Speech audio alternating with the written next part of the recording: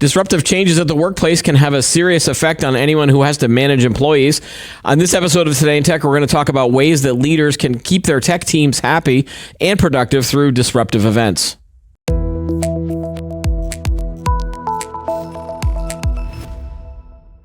Hi, everyone. I'm Keith Shaw. Welcome to Today in Tech. Joining me on the show today is Ron Gutman. He is a Stanford University adjunct professor, as well as an inventor, entrepreneur, and investor. Welcome to the show, Ron. Welcome. Great to have you. Great to see you. Great to be here. And thank you for having me. All right. I want to jump right into it. In terms of the world of work, office culture, general management trends that you're seeing out there, have we really recovered from the effects of 2020 and 2021 in the framework of remote work, hybrid work, Zoom calls? Has the dust settled in terms of that, or are we still seeing a lot of different disruptions out there?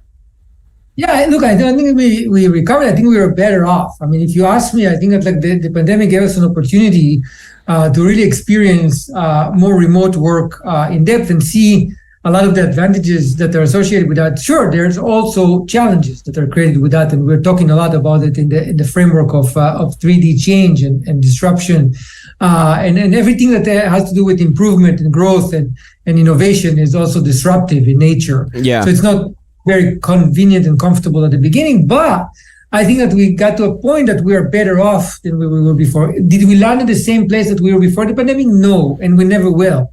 I think it changed to a different paradigm, and I think net for the better, but still people are adjusting. So there is still a gestation period there where people are getting used to this new kind of hybrid model that I think is evolving right now. Mm-hmm. That there's a lot more remote work, but still, there's a tendency to bring people back to work as well. So there's kind of like a little bit here, a little bit there.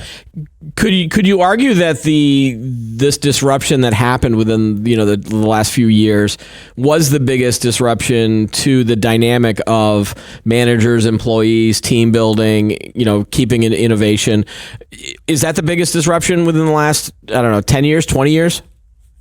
No doubt. I think that look, from a real, when we start working on leading through change, which is the course that we taught at Stanford. When we start working on the concept in 2018, 2019, we start researching this whole notion of change. We realize even back then that change is changing at an accelerated rate, right? Yeah. So that leaders need to handle change in an increasingly faster and more frequent way. And we saw that before the pandemic. But, when the pandemic arrived, and especially lockdowns at the very beginning, the rate of disruption just accelerated and exploded, to be honest with you. And we taught the first class, right, like in April of 2020, it was amazing because everything changed, right? Like the class itself was taught virtually, right? So, and I think that the beauty of that was that we really took the guests that we had, the leaders themselves that we had started working with before to see how they managed to change,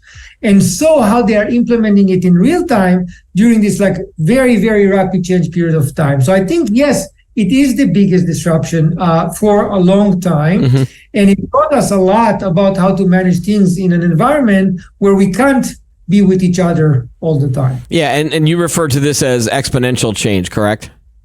Well, it's 3D change. Oh, right? 3D change is what you're calling it now. Yeah, okay. Yeah. It's not only exponential, it's also perpetual. Like it happens all the time, right? It happens it's exponential because it happens in an accelerated rate, right? And it's pervasive, right? It's actually every aspect of our life. What happened during the pandemic is not just, in the past, we used to be, one thing is changing, one thing is disrupting, right? So it's kind of felt like one at a time, things shift in our lives, in our workplace, whereas during the pandemic, everything started to change, right? Like almost every single aspect of our lives. And this becomes part of the way we live our life because the pace of change is continuously accelerating in an accelerated rate. That's why it's exponential. Okay. Right? We call it 3D change, right? And I guess the reason I asked the question about settling, it does feel like within the last year, employees are now having to deal with additional disruptions, such as the rise of artificial intelligence. You get disruption with a lot of return to office mandates. There's anxiety out there over potential layoffs. There's an unstable economy. You've got political strife going on. It feels like that instead of settling after the pandemic, there's layers and layers and layers of new challenges for it being an employee or being a manager or a boss of employees. Would you agree with that, or has it always been like that? No, I think you're right. I think that it's absolutely right, and we see it in Sapient Leadership, in the theory that we put together, in the framework that we created around Sapient Leadership. We see that as an opportunity. Right, there are multiple layers of change that are happening to us and happening to leaders in an accelerated rate, and this is an opportunity to take all the paradigms that we, evaluated over time and kind of like got a bit dusty, over the years, and to reevaluate them and change them in a better way. Right, like, because we have to do it. And what our argument is that the new type of leader, the most successful leaders of our time, will be the one that learned how to handle change. They're not the ones that actually are learning a certain skill, right? Or learning a certain way of doing things and then stay with it for life, right? The opposite is true.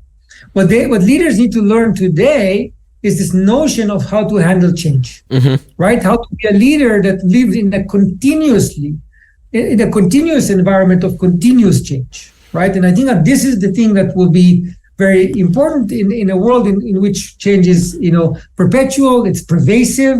Yeah. Right. It's exponential. Right. They need to apply sapient leadership in order to. Yeah. You use the term sapient leadership. I want to ask you, what does that mean, and what kind of traits does that entail, and how is that different from what people might have thought of leaders in the past? Because you mentioned that leaders need to be anti-heroic as opposed to heroic, and I imagine as traditional leaders would be like, charging up the hill with a sword going, follow me, everyone, and we'll get to the sales goal, or we'll get to whatever goal they have. Sapient leadership is completely different, right? Yeah, look, the notion of follow me is something that I admire, because leading by example remains important, right? So let's keep that in mind. But the notion of a hero leader, the know-it-all, what we define as the hero leader, which was, we grew up with some of these paradigms. Like, here I come to save the day. Yeah, underdog, right. Mighty Mouse, right? So Mighty Mouse, yeah. Sorry. So it's like, here I come to save the day, right? So this paradigm is dead, and I'll explain why. In a world of change that is happening in such an accelerated rate, no individual has enough of the knowledge, the experience, the skills that are required to handle these very rapid changes. It's much more than any time before. It takes a village, right? It takes a lot of people around the leader to be there with different kind of experiences, different kind of knowledge, different kind of expertise, to jump into the situation and create solutions that are a lot more multidimensional, sophisticated, deep, and important at that point than any individual leader can have in their head themselves. So a leader that they know everything and will have solutions, he's the smartest, or she's the smartest, it's the most capable, this and that, they will fail, because at one point they'll cause everybody around them to just take a step back and say, let them make the decision. Even though I know better than them, and I may have been in this situation before, or I may have a piece of knowledge that they don't have, because these leaders don't create this psychological safety around them for people to step up and say, wait, I have something for you that will actually save the day. Yeah, right? yeah. Then an old paradigm that you have, they just step back and say, let the leader decide, right? Because they know, right? And I think that's like the idea of creating psychological safety, right? By being authentic, right? By listening to people, by learning, by digesting all of this together, and then making decisions based on that, creates this psychological safety. And then people come up and say, yes, I do have a different idea. I do have something to add. I do add something here that will change the day. And then actually the leader becomes better off, because their decisions that are powered by the people who they're leading are so much better, and they can evolve very fast. Very fast. And I think you've pointed out the key traits to sapient leadership, and it feels like creating that psychological safety, but also listening and being able to adapt quickly. Do you rank those traits, or would you say there's more? Some of those traits are more important than others, or are they all equally important? No, they're important. All of them are important. It's creating the environment, right? Like basically creating the culture, like understanding like where we're going as an organization, making this whole notion very, very favorable to people, right? Like we have a mission, we're aligned, right? We're aligned around the mission. People are feeling that they have input into what we're doing and where we're going, right? They feel that they're part of it. They're not just like, they're being taken to a journey that they may or may not want to be in. Right. They're feeling part of it, and they're feeling part of managing, right? And that's very, very important, because then you get people to shine. Then people make an effort. They feel that they're in charge with everybody together. They feel accountability, right? And they feel energized to actually help and solve the situation. So you talked about the sales goal, that, the leader is kind of taking everybody to solve that sales goal. Yeah. It's not the lead sales goal, or it's not Wall Street sales goal, right? It becomes actually everybody's sales goal, because now we're trying to do something together that makes all of us better off. Okay. Right? And it's like something arbitrary. Yeah. How is this concept different from the idea of leadership by committee, or that term? That feels like it's a negative connotation when you say it like that, but it can be collaborative, but not necessarily stuck into this committee think, right?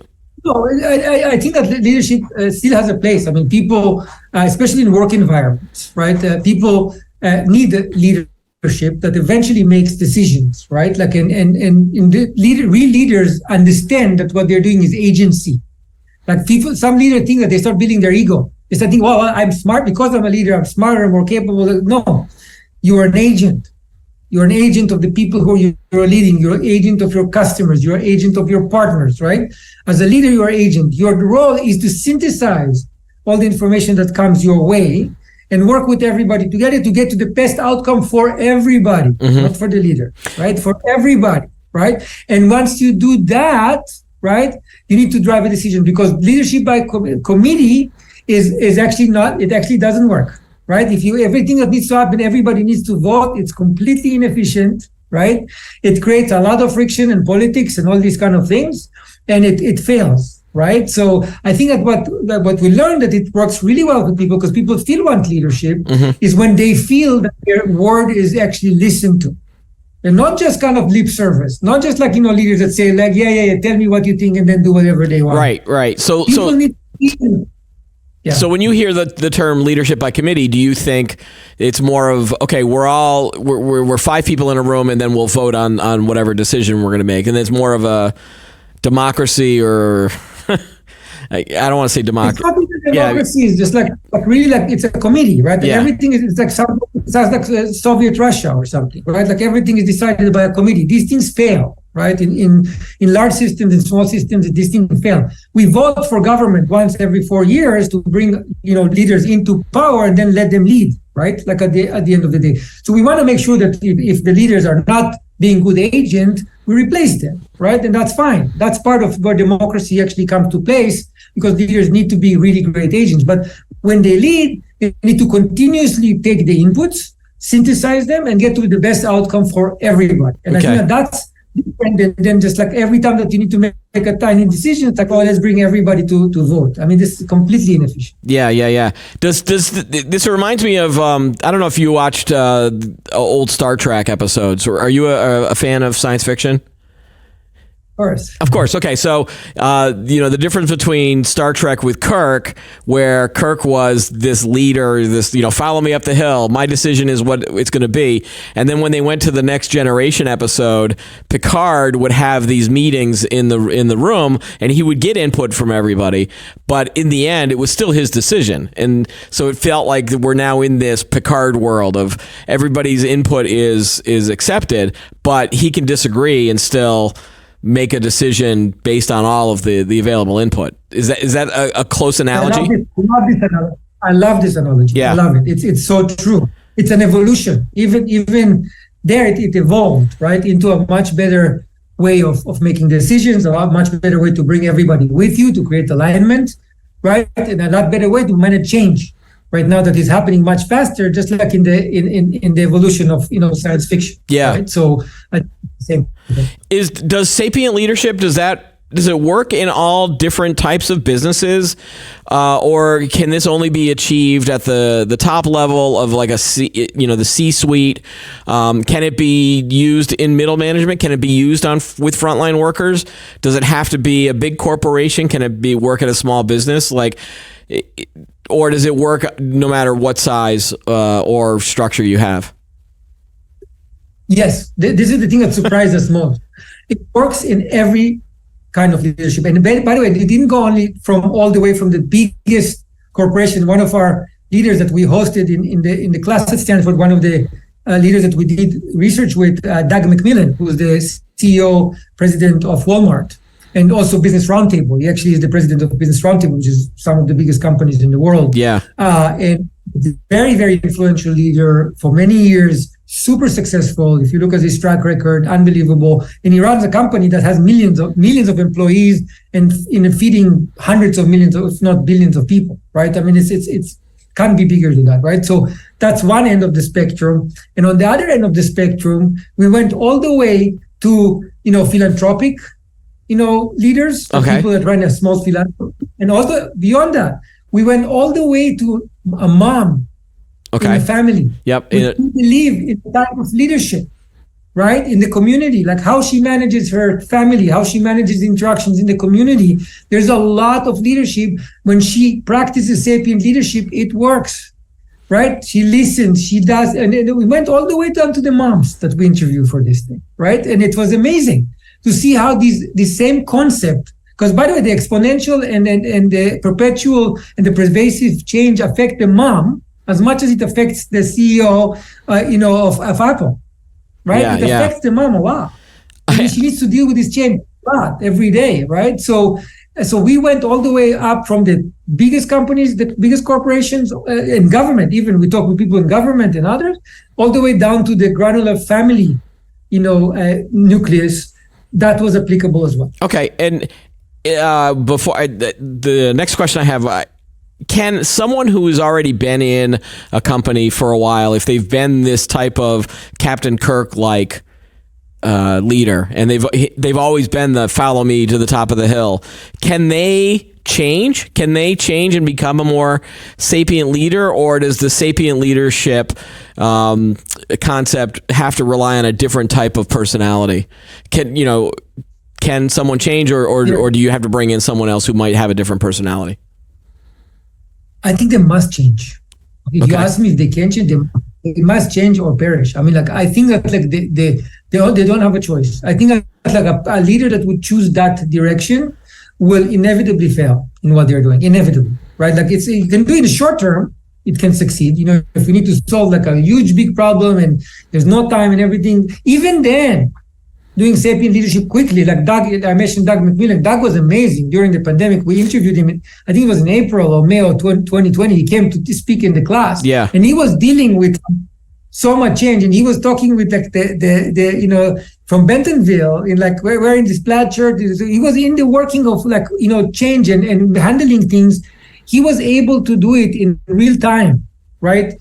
On the spot. There, he had no choice. He did it really, really well, right? Versus other, and I don't want to insult anybody else, but if you look at some other retailers at the same time that try to handle the same thing, I mean, they melted down. Yeah. Right? And they were and some of them, without mentioning who they are, some of these leaders were just and doesn't matter if they're in politics or in business or in other arenas, they were I know everything. Yeah. And that's it. Right? And it failed. It failed.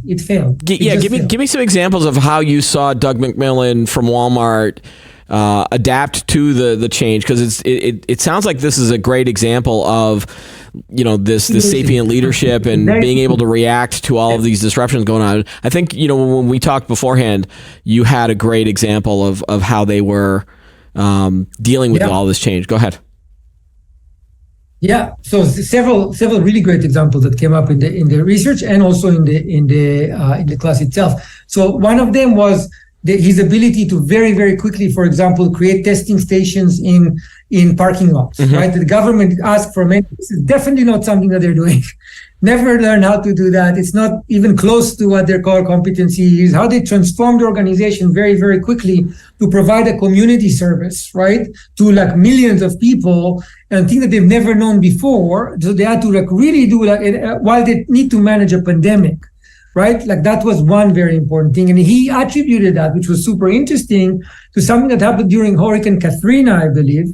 You know, when they had to just, you know, when they had to go to New Orleans and then again divert their entire operation to actually start sending, you know, trucks into this area, you know, to just provide food, provide, you know, supplies. Again, not a core competency of what they had before. Definitely not something that helped their earnings, but decision on the spot. This is what we need to do. This is what we need to do quickly. Taking the information, most importantly, and the way he described to us how he did these things is like, it's not that he came out of the blue with the idea. He got information from the ground, right? He synthesized it, right?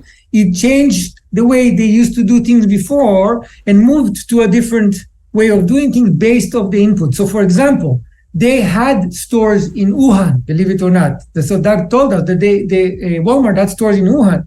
He got some signals early on from the early days of what's happening in Wuhan, and as opposed to other people that just said, well, you know, this is in China. I mean, like, come on. I mean, this is, you know. Yeah. No, he listened. They came to him and said, no, Doug, you need to do. And he started preparing well ahead of everybody else, rather than just brush it off and say, well, let the Chinese team deal with that, right? He's like, no. Let me listen. Let me think about it. Let me synthesize. Let me move, right? So pivoting because of that and preparing, and when the thing hit, he was already ready. Yeah. As opposed to others that say, Chinese problem, right? So, you know, like, sorry, well, that reminds me of another question. Do you think a lot of leaders tend to be afraid of failing? Because it feels like with this sapient leadership, if you're listening and you're hearing a bunch of different things and you still have to make a decision, that if you're afraid to fail, you might hold off on making the decision because you don't want to fail. Whereas with the sapient leadership approach, even if you fail, you can quickly still adapt until you succeed. Does that make sense?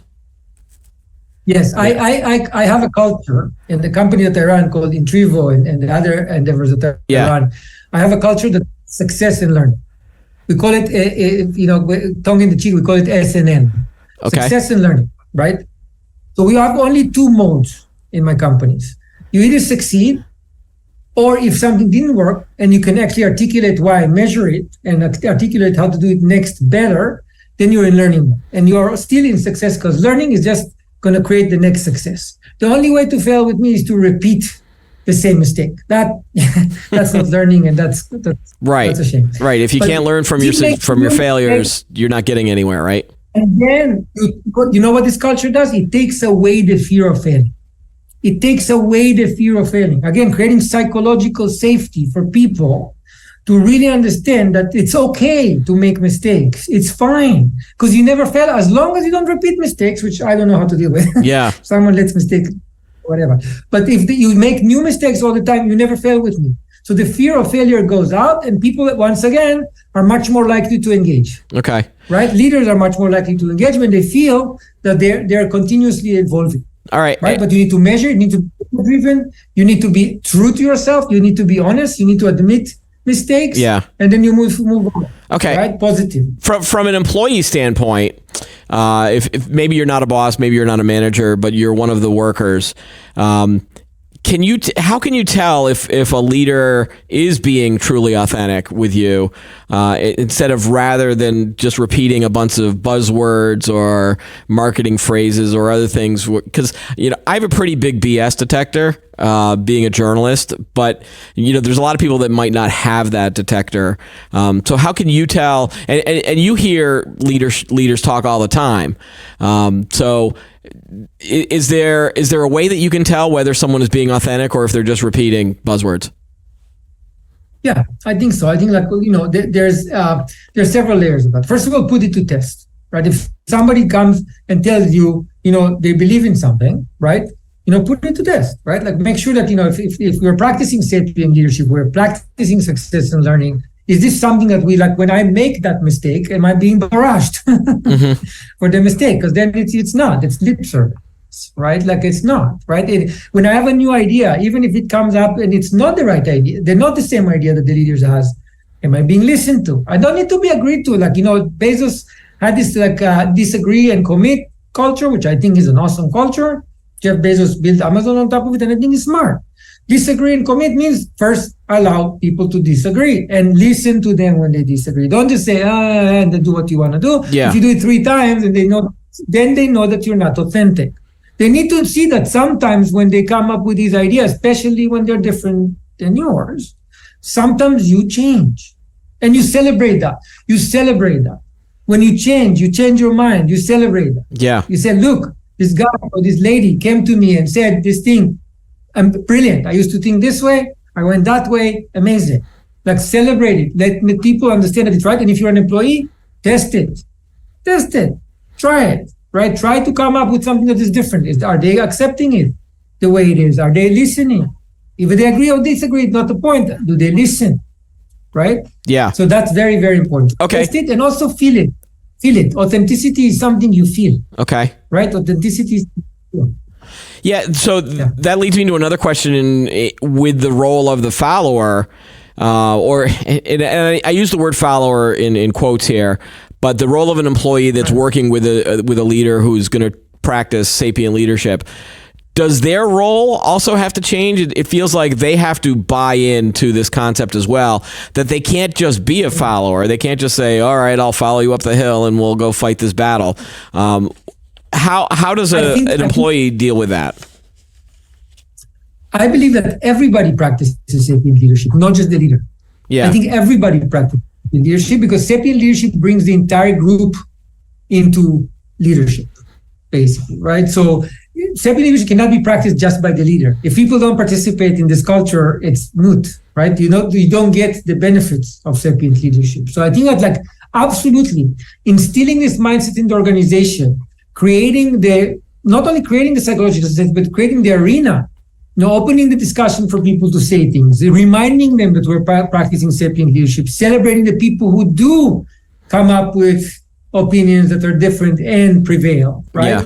All of these things are part of getting sapient leadership to work where everybody practices it, not just the leader. Yeah, and so we have a lot of tech teams that follow the show and watch our stuff, and we are a technology podcast. Within specific teams that have technology people in them, so engineers, for example, or programmers, some of them are usually more introverted maybe than others on a sales team, for example. I would imagine that a sales team and a marketing team would be all in on this idea because they'd be gung-ho and they'll just do whatever the leadership wants them to. But if someone's introverted, does this still work depending on the personalities of the team members, or could it get bogged down into some other difficult arenas? So the question is can you rephrase just the last? Well, does sapient leadership work amongst a bunch of different types of personalities within a team? You've got a group of engineers that are quiet into themselves and don't necessarily, yell out ideas at a meeting. Yes, because again, you need to create the environment that takes into account the personality of your team. It's very, very important, right? So the idea is if you have a bunch of introverted engineers and you just expect them to just come up and talk in town halls, I mean, you're not really practicing sapient leadership once again, because the leaders alone cannot practice sapient leadership, right? Yeah. So you need to create the kind of arenas and create the kind of environment that facilitates and makes it easier for them to participate, right, in the conversation. It can be one-on-ones.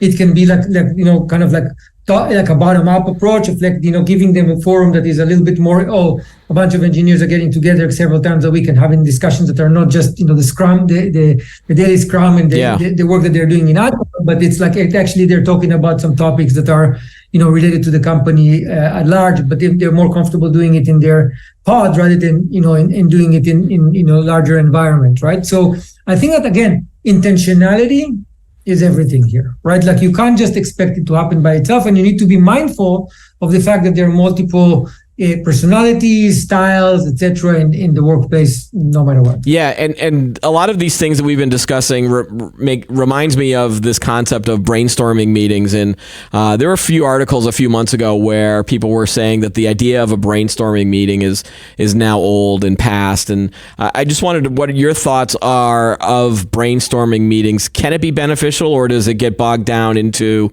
weird places? And how does that fit within the Sapient Leadership model? So you're asking basically about the brainstorming. Yeah. Right. So brainstorming in my mind, brainstorming is alive and kicking. It's great. It's a way of actually practicing sapient leadership. Good brainstorming has a methodology, right? I had a great privilege to when I was at Stanford University to work with David Kelley, was the father of the D School, the design school at Stanford, and started IDEO. And really learned from him a lot about this whole notion of brainstorming, this whole notion of like how to do it in a methodology that gives everybody the opportunity to engage. One of the most important rules for effective brainstorming is like you never judge, right? What I learned about great brainstorming participatory opportunity to do things together is that you don't judge. Let people just they do stop them in sticky notes. They put sticky notes on a wall or on a whiteboard. And so that nobody has the opportunity to say, "Oh, this is a dumb idea," because no ideas are dumb. That's again psychological safety. Everybody has the opportunity to participate. So I think that if you create brainstorms, right, and you work in the framework of design thinking, right, which is the thing that came out from the design school at Stanford, right? Design thinking enables you to create a methodology that allows everybody to participate in creating a better solution that solves whatever we're trying to solve better. And it also it's a lot of fun for people. I mean, I think you take people that otherwise are just doing their job every single day, and you bring them to the place that they can think, engage, create, and they're listened to. Yeah. And we tell them no idea, dumb idea. Right? Everything is fine. I get that, and I generally support that, but I've been in a lot of bad brainstorming meetings. And I think that it's probably because they break that rule of judging. They need, whenever you pitch an idea, the basic instinct for a lot of employees is to just go negative and start thinking of everything why they start thinking of reasons why that idea is bad, and then they start listing it out, and then you get into a power struggle from the people that talk and interrupt, and or the boss then goes, I don't know, that would cost too much money, and then I feel, if I'm an employee that had that idea of like, well, I'm going to start filtering my ideas. I would imagine that there's a lot of people out there that have had bad brainstorming meetings, and how do you fight that urge to judge and criticize, I guess, is the question. Yeah, methodology. Like I think that using the methodology, right, is very, very important. Yeah. Right, because I think that's like the idea of like there's a methodology of like how to let people, what are the ground rules, how to let them express their opinions, how to actually, after they express their opinions, do this kind of like, people voting, but without people seeing what other people are voting, because it's all confidential, right? So nobody feels pressure, to say something that they have to say, right? So I think, or they're like, oh shoot, if I say something, they'll shoot it down. Nobody knew who brought up the idea. So when the people are voting on ideas that are better, to just condense, because you do want to condense. Some people come up with ideas that are out there, which is fine. They're just not going to solve the problem. Yeah. Right. So how do we do it? Bring more of the people to coalesce around certain ideas, and then we test them.